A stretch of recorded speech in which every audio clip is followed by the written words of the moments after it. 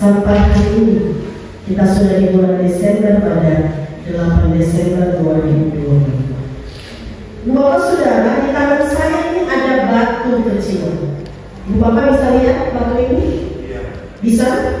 Oke, bisa dilihat ya. Saya ganti dengan kerikil kecil saja. Bisa lihat? Bisa? Tidak. Ya, tidak bisa dilihat karena kecil, karena jauh juga. Tapi meskipun kerikil ini kecil saja, Ibu Bapak, kalau ada di dalam sepatu dan sepatu itu kita pakai berjalan, pasti rasanya ada yang mengganjal. Apa yang kita lakukan kalau ada kerikil di dalam sepatu saat kita jalan? Pasti kita buka sepatu itu, keluarkan kerikil itu, bereskan supaya perjalanan kita tidak terganggu. Ibu Bapak Saudara yang dikasihi Tuhan, demikian juga dengan hidup kita. Tidak ada dosa besar atau dosa kecil, baik yang kelihatan atau yang tidak kelihatan. Kita harus membereskan kerikil dosa di dalam hidup kita, terutama saat kita ada di minggu Advent dan kita sedang mempersiapkan diri untuk merayakan Kristus yang sudah datang dan yang akan datang kembali, dan kita rayakan di dalam minggu Advent. Kita sedang menantikan Kristus. Ia sudah datang, terlahir sebagai manusia, bayi di Bethlehem. Kita akan merayakan Natalnya nanti pada 25 Desember. Tapi ia juga akan datang kembali pada kali yang kedua. Ia datang sebagai hakim. Apa yang harus kita lakukan di dalam masa penantian ini? Kita harus bertobat dari segala dosa.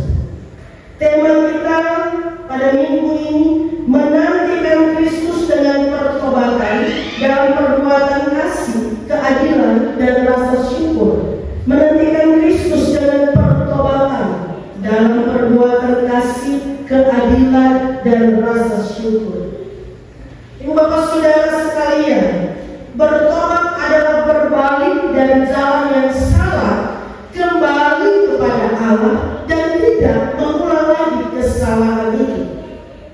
Orang yang bertobat harus menghasilkan buah-buah pertobatan. Dan Yohanes dengan keras menyampaikan itu kepada orang banyak ketika Yohanes menyampaikan pemberitaan tentang Kristus.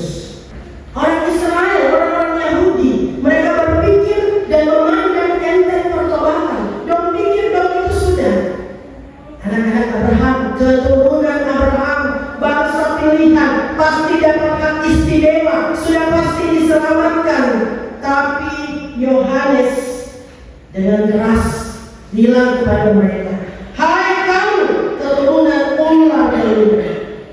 Bapak ular beludak itu jenis ular tanah yang sangat berbisa dan mematikan. Jadi ini simbol dari satu kehidupan penuh kejahatan, kelaliman yang menumpahkan darah tak bersalah.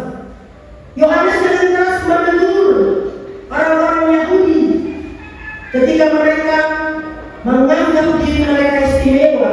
Yohanes katakan, alasan menjadikan anak-anak bagi Abraham dari batu-batu. Jadi kalau orang-orang Israel tidak menghasilkan buah pertobatan, maka mereka akan ditebang, dibuang ke dalam dapur api. Yohanes, Ibu Bapak Saudara, anak-anak sekalian, Yohanes Pembaptis sebagai perintis yang mempersiapkan jalan bagi Sang Mesias yang akan datang. Ia berseru, bertobatlah dan marilah dirimu dibaptis dan Allah akan mengampuni dosamu. Jadi tidak cukup berbalik kepada Allah dari jalan yang salah, tetapi juga mesti memberi diri dimaterai di dalam Allah lewat pembaptisan supaya pengampunan dosa dapat berlaku. Yang mengampuni dosa itu bukan peristiwa baptisan, tetapi yang mengampuni dosa adalah Yesus yang menjadi dasar pembaptisan. Nama Allah, Bapa, Anak, dan Roh Kudus. Nah, Ibu Bapak Saudara, anak-anak sekalian, dalam teks kita ini Pak Yohanes bicara tentang buah-buah pertobatan. Ada 3 perilaku yang menunjukkan ada buah-buah pertobatan di dalam kehidupan orang-orang yang bertobat. Ada 3 kelompok manusia yang bertanya kepada Yohanes apa yang harus dilakukan. Ada orang banyak, ada pemungut cukai, dan ada prajurit. Ya, seperti bapak-bapak yang anggota di sini.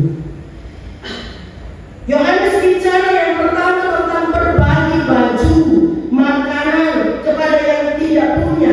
Buah dari pertobatan adalah perbuatan kasih, perbuatan yang mengasihi sesama, peduli kepada sesama, tidak pentingkan diri sendiri, tetapi peka terhadap kebutuhan dan keberadaan orang lain.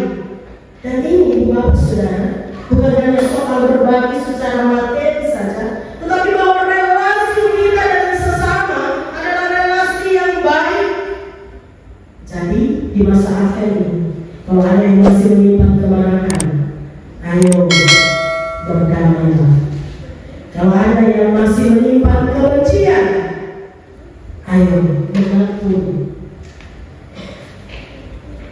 Kasih itu bukan sekedar kata sifat, tetapi kasih itu sebuah kata kerja.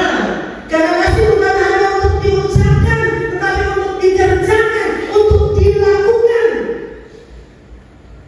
Nyatakan kasih kepada sesama, sebagaimana Tuhan sudah mengasihi kita lebih dahulu dengan datang dalam diri Yesus Kristus untuk menebus kita manusia. Buah pertobatan yang kedua yang disebutkan di sini adalah melakukan keadilan kepada para pemungut cukai. Yohanes mengingatkan mereka integritas dari pekerjaan mereka. Jangan menagih lebih banyak daripada yang ditentukan. Ketika ada kesempatan untuk beroleh keuntungan dari orang lain, jangan lakukan itu.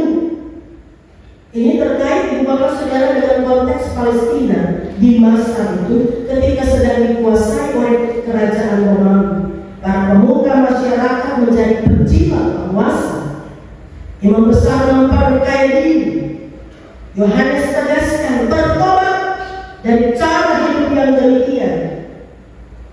Juga termasuk pemungut cukai yang memanipulasi pajak untuk rakyat, ambil keuntungan dari rakyat. Buah pertobatan yang ketiga Yohanes sampaikan hidup bersyukur. Ketika prajurit bertanya, Yohanes tegaskan jangan merampas, jangan memeras, cukupkan diri dengan gajimu. Rupanya kelakuan prajurit ini bukan hanya di masa kini, yang dibilang mesti ada salah tengkel, uang pulsa dan lain sebagainya, tapi sudah sejak dari masa Yesus. Tapi saya percaya tidak ada yang seperti itu di sini ya. Pak Ketua, ya. Anggota-anggota pribumi, apalagi yang memberi diri untuk pekerjaan Tuhan, yang mencari anak Tuhan di sini, hidup dengan bersyukur, belajar untuk bersyukur dengan berkat besar atau kecil yang diterima, syukuri. Jadi Ibu Bapak Saudara, bukti nyata dari pertobatan adalah kesediaan untuk mengubah perilaku kita yang tadinya terpusat pada diri sendiri harus terpusat pada Allah. Melakukan kasih, berbuat adil, dan bersyukur. Ini yang Tuhan kehendaki untuk kita lakukan, terutama di masa akhir ketika kita sedang mempersiapkan diri menyambut kedatangan Kristus. Hasilkanlah buah-buah pertobatan. Bukan pertobatan namanya kalau hanya masih di pikiran saja, menyesal, bertobat, tapi hanya di pikiran, hanya diucapkan.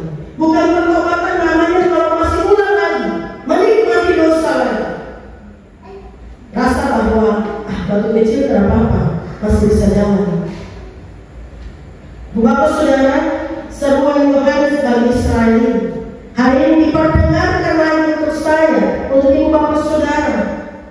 Ketika kita ada di minggu akhir yang kedua, bertobatlah, berbaliklah dari jalan-jalan hidup yang salah, kembali kepada Allah, ke jalan yang benar, untuk hidup kudus dan benar sebagai anak-anak. Jadi mari siapkan hati dengan hidup benar dan kudus menyambut kedatangan Tuhan. Mari buka hati untuk kasih Kristus, supaya segala jalan yang berbukit-bukit karena kesombongan, karena iri hati, karena egoisme, karena kepentingan diri sendiri itu diratakan. Dan juga setiap hati yang berlekuk-lekuk karena dosa, karena kemalasan, malas beribadah, keraskan hati terhadap suara Tuhan, segala kejahatan dilakukan, itu diluruskan. Bapak Saudara, Yohanes sang perintis ini sadar, ia hanya perintis. Ia mengajak orang-orang banyak itu untuk melihat kepada Sang Mesias yang lebih berkuasa, Sang Mesias yang akan membaptis dengan roh dan api.